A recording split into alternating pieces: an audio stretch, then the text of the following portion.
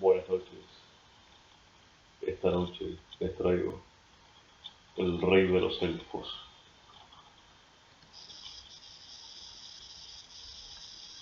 ¿Quién trabaja tan tarde a través del viento y de la noche?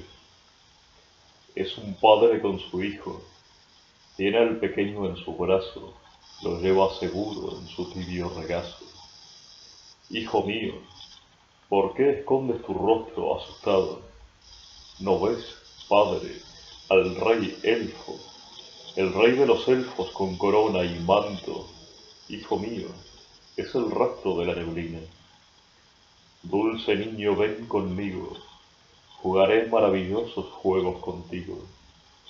Muchas encantadoras flores están en la orilla, mi madre tiene muchas prendas doradas.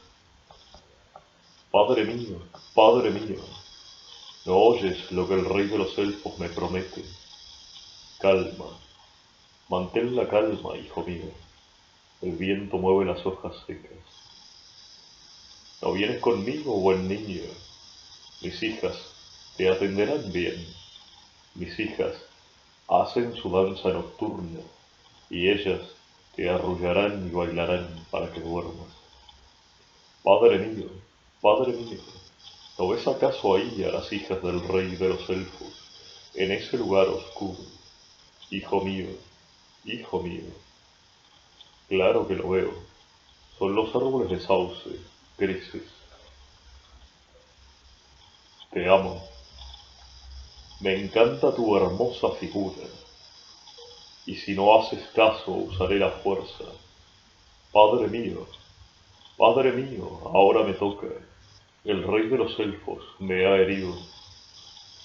El padre tiembla y cabalga más aprisa. Lleva al niño que gime en sus brazos. Llega a la alquería con dificultad y urgencia.